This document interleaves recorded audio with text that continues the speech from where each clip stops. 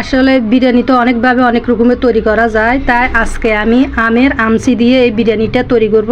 পুরো ভিডিও আপনারা দেখতে থাকুন। আসসালামু আলাইকুম, আপনাদের জন্য নতুন একটি ভিডিও নিয়ে আবার হাজির হইলাম কুলসুম রান্নাঘর থেকে। তো আমের আমসি দিয়ে এই বিরিয়ানিটা তৈরি করছি। সত্যি গাইস, খেতে এত যে ভালো লাগছে, এত মজা লাগছে। আমার ছেলে মেয়ে আপনাদের ব্যয়ে মানে খাই তো বলতেছে ওয়াও এত মজা হয়েছে। আসলে কখনো এইভাবে রান্না করি না, আজকে প্রথম এই আমের আমসি দিয়ে এই বিরিয়ানিটা রান্না করছি। বাইরে জমজম বৃষ্টি পড়তেছে, তারপরে গরম গরম এখানে বিরিয়ানি খেতেছি। এত ভালো লাগছে, এত ভালো লাগছে, এত মজা কি বলবো।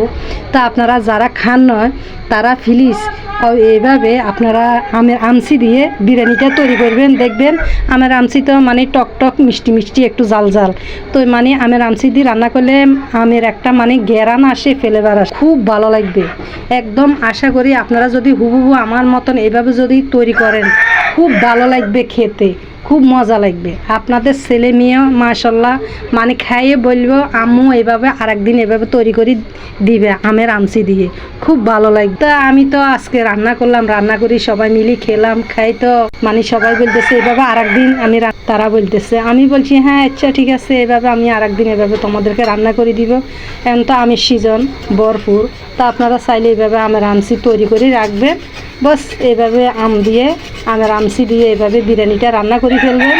আমি এখানে মুরগির মাংস দিয়ে রান্না করছি, আপনারা চাইলে গরু মাংস দিতে পারেন। আমি এখানে কোনো ডাল দিই না, বিরিয়ানি তৈরি করতে মাশাল্লাহ অনেক মজা হয়েছে। তো আপনাদেরকে আমি দেখাইতেছি, দেখুন পরিবেশন করি, এত এত মজা হয়েছে আমের আমসির বিরিয়ানি। তো আমার ভিডিও যদি আপনাদের থেকে যদি ভালো লাগে প্লিজ ভিডিও আপনারা লাইক কমেন্ট শেয়ার করে দিবেন, সাবস্ক্রাইব করতে ভুলবেন না। কুলসুম রান্নাঘর সাবস্ক্রাইব করে দিয়ে আমার পাশে থাকবেন, ফেসবুক পেজে ফলো দিয়ে পাশে থাকবেন।